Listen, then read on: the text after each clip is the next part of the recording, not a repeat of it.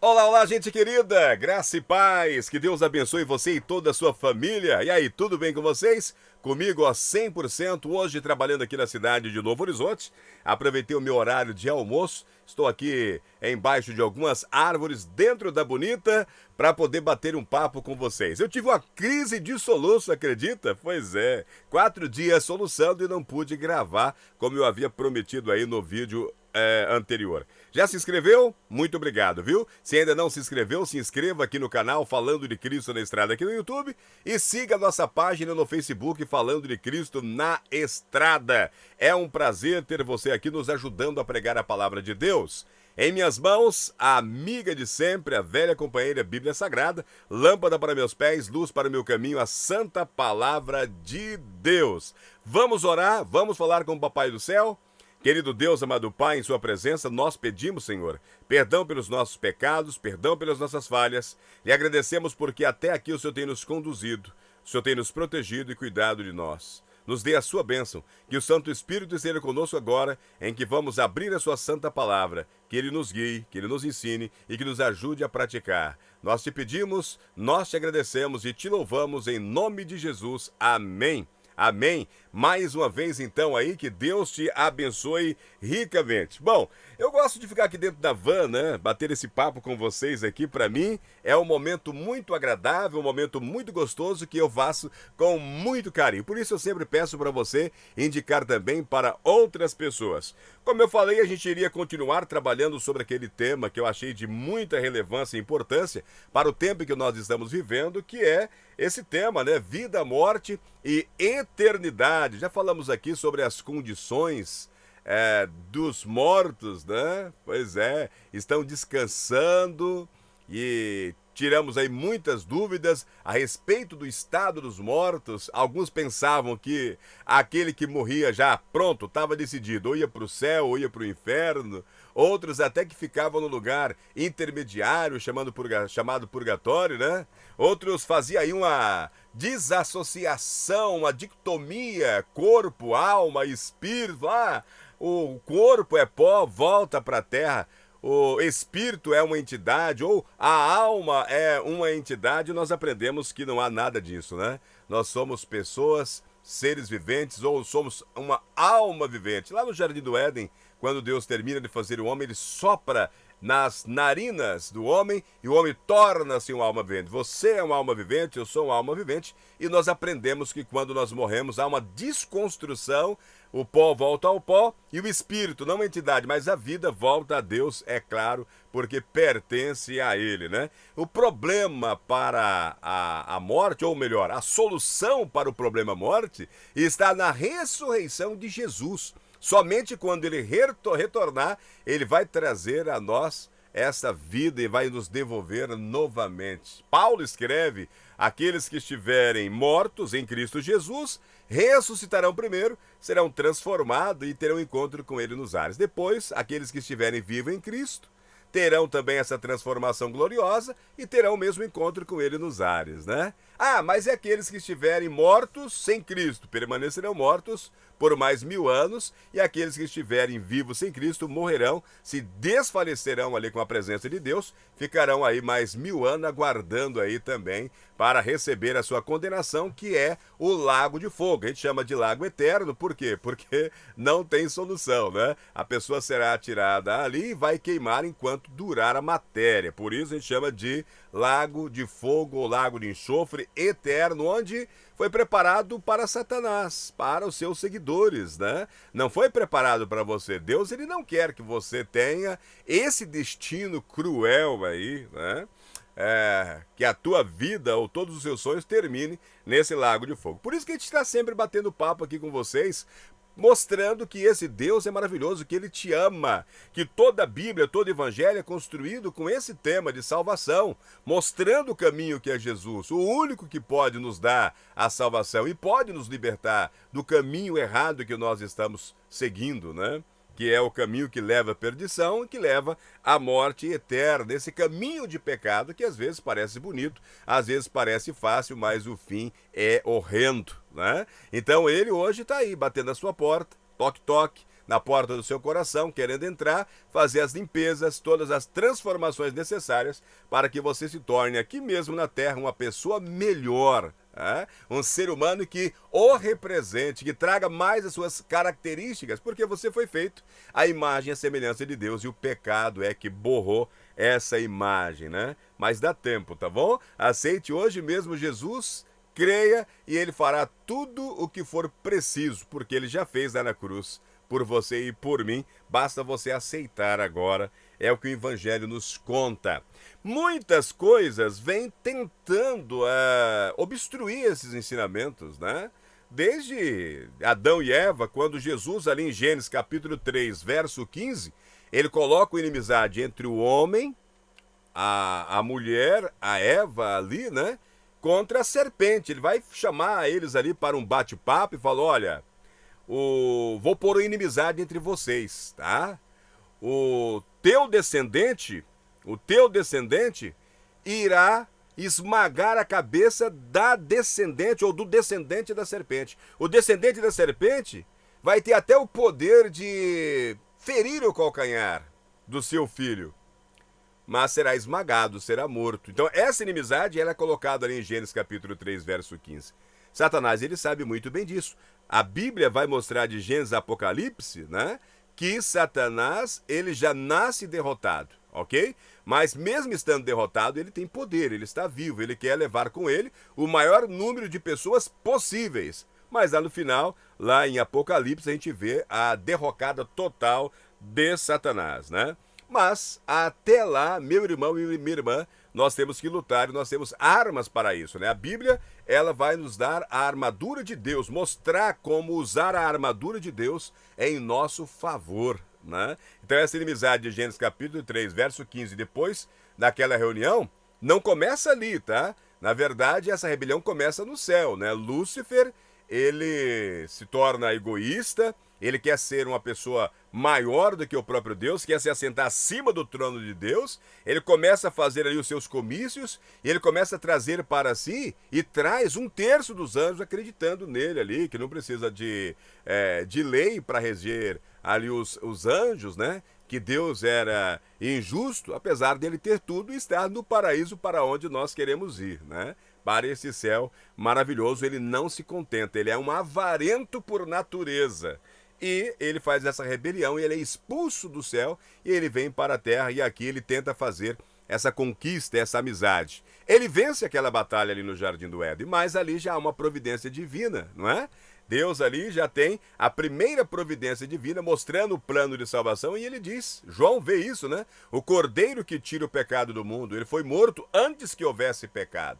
Antes que você e eu pecássemos, ele já havia morrido no teu e no meu lugar. E ali no Jardim do Éden, ele vai ter ali o primeiro sacrifício animal. Deste animal é tirado ali as vestes, né? Representando as vestes, a justiça de Cristo, para cobrir o casal que se achava agora na condição de nu e estava envergonhado diante desse Deus tão maravilhoso e tão poderoso. O pecado, ele faz isso, ele nos afasta de Deus. Mas somos nós que fugimos. Deus, ele vem ao nosso encontro. Ele fala, ei, onde é que vocês estão? Eu tenho a providência, eu tenho a solução para o seu problema de pecado.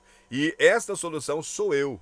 É o meu sangue derramado por ti ali naquela cruz. Eu estou te dando isso de graça. Essa é a graça maravilhosa. Agora, como eu disse, nós estamos falando da parte de Deus, porque nós conhecemos o plano de salvação.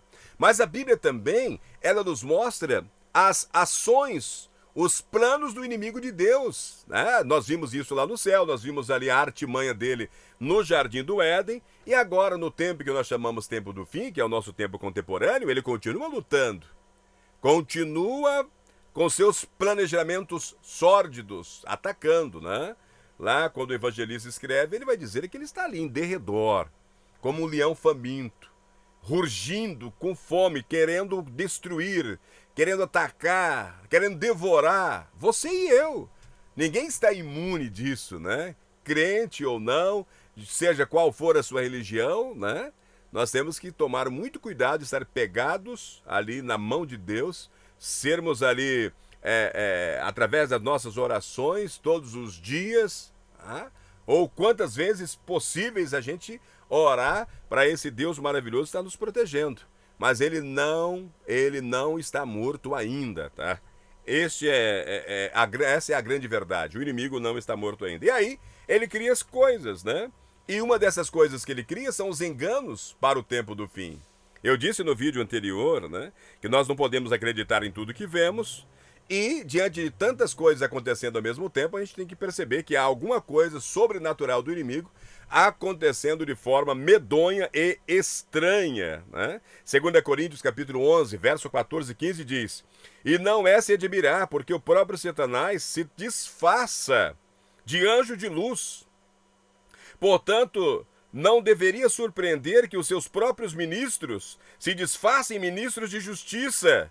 O fim deles será conforme as suas obras." Então, meus irmãos, é muito sério o que nós estamos vivendo, né? Porque Satanás, ele mesmo, ele se transforma em anjo de luz. Os seus ministros, que não é mais aquela serpente utilizada por ele lá no Jardim do Éden, agora são seres humanos, né? Se transformam até em ministros de justiça. Você olha para eles e fala: poxa, esse cara aí é top demais, né? É um grande cristão, é um grande pregador da palavra de Deus, é um grande profeta. E se você não conhecer este livro aqui, ó, inspirado de capa a capa pelo Espírito Santo de Deus, você pode realmente tropeçar, tá? Você pode ser enganado como Eva e Adão foram enganados lá no Jardim do Éden, tá bom? Então, esse é o motivo de nós estarmos passando novamente aqui, pedindo a Deus que esteja conosco, né? Nos fortalecendo. Miticismo é uma inclinação para a gente acreditar em forças e entes sobrenaturais, quando você olha no dicionário, né? E nós temos realmente essa inclinação, né? De acreditar em forças sobrenaturais. Por quê? Porque o nosso Deus tem poderes sobrenaturais, mas o inimigo também tem poder sobrenatural. Né? E, como eu disse no vídeo anterior, nós somos bombardeados com a mídia televisiva, com as suas séries, os seus filmes, suas novelas, né? As grandes produtoras de filmes. Nós somos atacados através da literatura, através da cultura, através da música, né? Nós somos bombardeados a todos os momentos. Às vezes nós temos mais contatos com o sobrenatural do inimigo do que com o próprio estudo da palavra de Deus. Quanto tempo você fica aí, por exemplo, assistindo um filme, jogando, né? Aqueles jogos que a pessoa morre, ressuscita, tem uma vida, tem duas, tem três, se transforma em animais, né? São mensagens subliminar, né?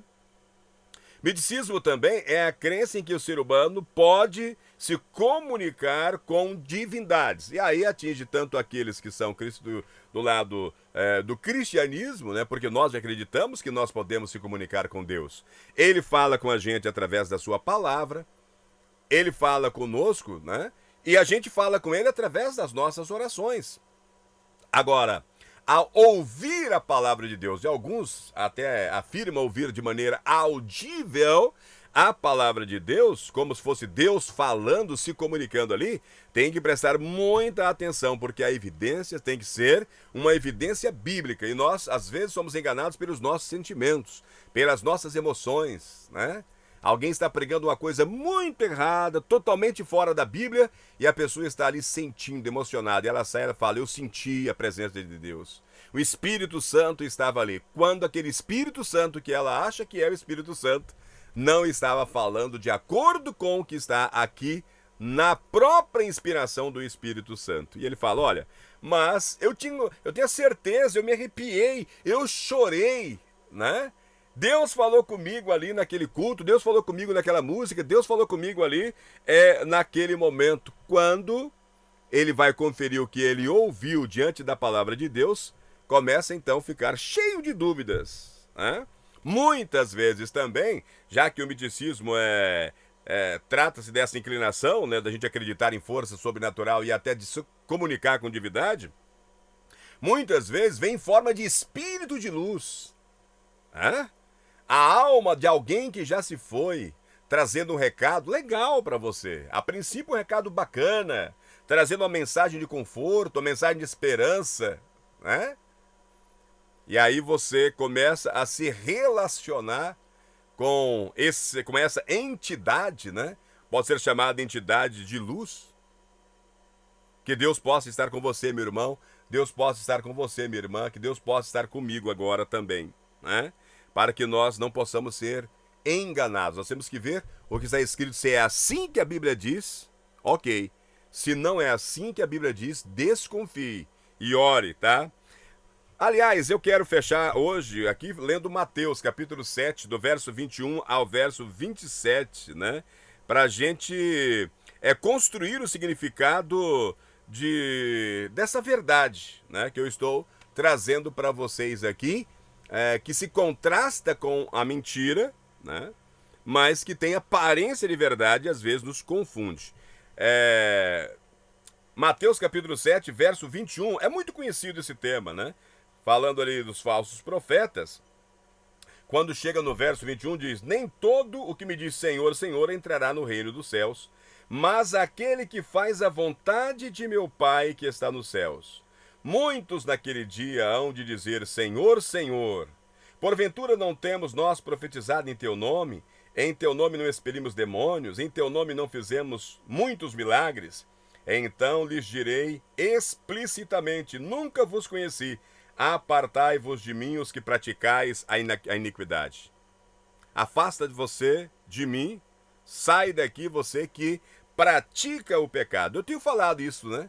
Para você, a diferença entre cometer um pecado, porque você e eu, nós vivemos aqui num mundo que não é o mundo ideal, né? Nós cometemos pecados, às vezes até involuntário. Tá? Agora, praticar pecado é quando deliberadamente você sabe que é pecado e você entra em rebelião com Deus e você continua pecando de forma deliberada. Tem pessoas que até comemoram o pecado. Tá? Se você puxar da sua memória agora, talvez você mesmo já tenha comemorado algum pecado. Talvez alguém já chegou para você, te contou um pecado e comemorou aquele pecado. Deliberadamente, ela pratica esse pecado no seu dia a dia e até comemora. Então, nem todo aquele que me diz Senhor, Senhor entrará no reino do céu, mas aquele que faz a vontade do meu Pai que está no céu. Então, meus irmãos, quem é então que vai entrar no reino de Deus? Aquele que obedecer a Deus, aquele que fazer a vontade de Deus. Né? Aquele que obedecer, aquele que fazer a vontade de Deus que está no céu, esse será aquele que herdará a glória, a eternidade, tá?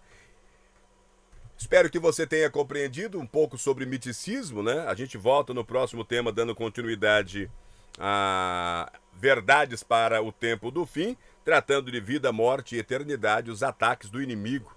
Agora, né? Agora, nossa geração está sendo realmente atacada, né? A gente vai falar sobre experiências de quase morte. Tá? Você já viu aquelas pessoas, relatos de pessoas que entraram em coma, acreditaram os médicos, até a família, que elas estiveram mortas e elas voltam contando alguma coisa do que aconteceu do outro lado? Pois é, até a ciência já entrou nisso daqui, tá? Até a ciência já fez as suas investigações e tem também os seus vereditos. Não é de agora, desde 1979 a gente já tem relatos científicos de experiências de quase morte. Eles falam pós-morte, mas a gente entende que é quase morte, porque na verdade elas não morreram, né? Se tivessem morrido, de fato, né, deveras, não teriam retornado para contar alguma coisa, porque a Bíblia diz que a nossa mente jaz no esquecimento, a gente não sabe de coisa nenhuma. Né? Na sepultura para onde nós vamos, nós não louvamos a Deus, nós não agradecemos, nós não fazemos nada, nós ficamos inconscientes, né? Até sermos chamados novamente naquele grande dia quando Jesus retornar. Cuidado com o miticismo, cuidado com as suas emoções, cuidado com a sua curiosidade de querer se relacionar com aquilo que você não conhece ou talvez aquilo que você pensa, que você acha conhecer. Faça essa pergunta, né? Se essa entidade, se esse espírito, se esse pregador dentro da sua igreja, se o que ele está falando está de acordo com a palavra de Deus, se ele está fazendo a vontade de Deus. Se baseie nisso. Amém? Pense nisso, um forte abraço, que Deus te abençoe e até o nosso próximo assunto, até o nosso próximo vídeo. Deixe o seu like aí também, faça o seu comentário, nos ajude a pregar a palavra de Deus. Fique com Deus.